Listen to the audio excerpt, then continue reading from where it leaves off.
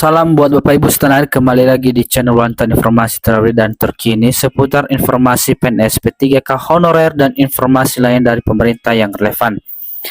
Di kesempatan ini saya menyapa seluruh Bapak Ibu setanah air dan apapun kegiatan apapun pekerjaan pada saat ini dan seluruh lapisan masyarakat Indonesia. Bapak Ibu, di tahun 2025 ini telah dikeluarkan satu peraturan pemerintah yaitu nomor 11 tahun 2025 mengenai terkait THR dan gaji ke-13, dan tentunya ini merupakan acuan atau patokan dalam hal pencairan THR dan juga gaji ke-13 di tahun 2025 ini. Dan kita sebagai yang punya hak untuk menerima THR dan gaji ke-13 wajib mengetahui poin-poin penting dalam peraturan pemerintah ini. Dan apa saja poin-poin tersebut Bapak Ibu? Untuk lebih jelasnya mari kita simak video berikut ini, dan sebelumnya jangan lupa like, subscribe, komen, dan bagikan informasi ini agar informasi selanjutnya dapat terupdate di beranda Bapak Ibu. Poin-poin penting peraturan pemerintah nomor 11 tahun 2025 terkait THR dan gaji ke-13. Kementerian Keuangan Kemenkeu merilis salinan peraturan pemerintah nomor 11 tahun 2025 tentang pemberian tunjangan hari raya, THR dan gaji ke-13 kepada aparatur sipil negara, ASN, pensiunan penerima pensiun, dan penerima tunjangan. Sebelumnya peraturan nomor 11 tahun 2025 ini telah diteken oleh Presiden Prabowo Subianto dan diumumkan pada Selasa 11 Maret 2025. THR dan gaji ke-13 pada tahun 2025 akan diberikan kepada seluruh aparatur negara di pusat dan di daerah, termasuk PNS, pegawai pemerintah dengan perjanjian kerja, TNI dan Polri, hakim serta pensiunan dengan total mencapai 9,4 juta penerima, kata Prabowo dikutip dari Antara Selasa. Aturan mengenai pemberian THR ASN ini dijelaskan lebih rinci dalam peraturan pemerintah tersebut. Berikut poin-poin penting peraturan pemerintah nomor 11 tahun 2025. Nah, mari kita perhatikan Bapak Ibu. Penerima THR dan gaji ke-13 sesuai dengan pasal 2, THR dan gaji ke-13 diberikan kepada aparatur negara dan pensiunan penerima pensiun dan penerima tunjangan.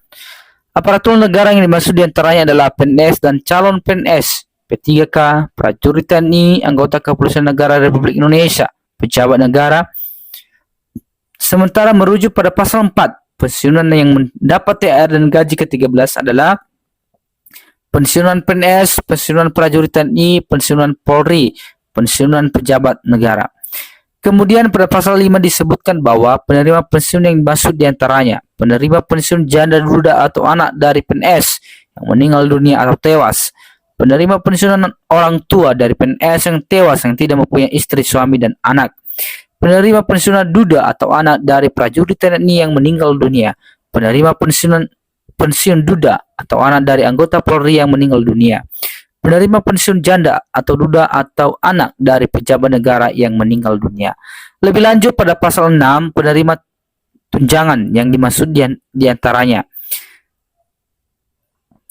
penerima tunjangan veteran, penerima tunjangan kehormatan anggota Komite Nasional Indonesia Pusat, penerima tunjangan penghargaan perintis pergerak kebangsaan kemerdekaan, penerima tunjangan catat bagi PNS, pejabat negara, prajurit TNI, dan anggota Polri. Kemudian Bapak Ibu, komponen THR dan gaji ke-13 disebutkan dalam pasal 9. THR dan gaji ke-13 bagi ASN yang bersumber dari anggaran pendapatan belanja negara APBN terdiri atas gaji pokok, tunjangan keluarga, tunjangan pangan, tunjangan jabatan atau tunjangan umum, tunjangan kinerja sesuai pangkat jabatan, peringkat jabatan atau kelas jabatannya. Sementara komponen THR dan gaji ke-13 yang bersumber dari anggaran pendapatan belanja daerah APBD terlain gaji pokok, tunjangan keluarga, tunjangan pangan, tunjangan jabatan, dan tunjangan umum.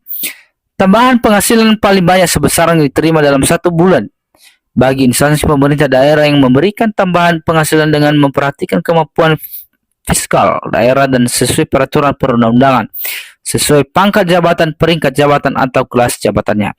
Kemudian sesuai dengan pasal 11, THR dan gaji ke-13 bagi pensiun dan penerima pensiun terdiri dari beberapa komponen, yaitu pensiun pokok, tunjangan keluarga, tunjangan pangan, tambahan penghasilan.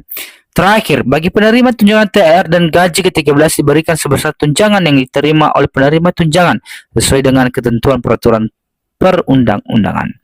Nah, untuk jadwal pencairan THR dan gaji ke-13, berdasarkan pasal 14, THR dibayarkan paling cepat 15 hari kerja sebulan sebelum hari raya atau paling lambat setelahnya.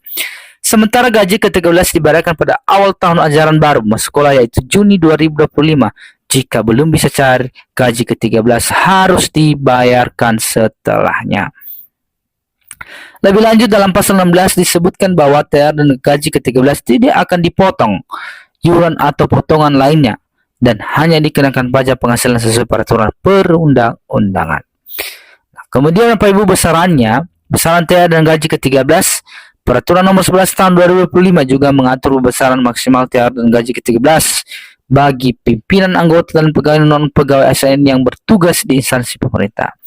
Berikut besarannya. Pimpinan dan anggota lembaga non-struktural. Ada ketua atau kepala, wakil ketua atau wakil kepala, sekretaris, anggota, dan yang kedua, pegawai non-ASN pada lembaga non-struktural. Ada eselon 1, eselon 2, eselon 3, eselon 4. Artinya ini Bapak Ibu kita melihat di atas puluhan juta semua. Ketiga, pegawai berdasarkan jenjang pendidikan dan masa kerja. SD, SMP sederajat. Nah, ini dia Bapak Ibu. Ada 10 tahun, 10 sampai 20 tahun kerja, 20 tahun. Kemudian SMA diploma 1, masa kerja kurang dari 10 tahun. Ada 4 juta lebih, masa kerja 10 sampai 20 tahun, 5 juta lebih. Masa kerja lebih dari 20 tahun, 5 juta lebih. Untuk diploma 2, diploma 3, masa kerja kurang dari 10 tahun, ada 5 juta lebih. Masa kerja 10 sampai 20 tahun, 5 juta lebih. Dan masa kerja dari 20 tahun, lebih dari 20 tahun sebesar 6 juta lebih. Untuk strata 1 diploma 4, masa kerja 10 tahun, 6 juta lebih.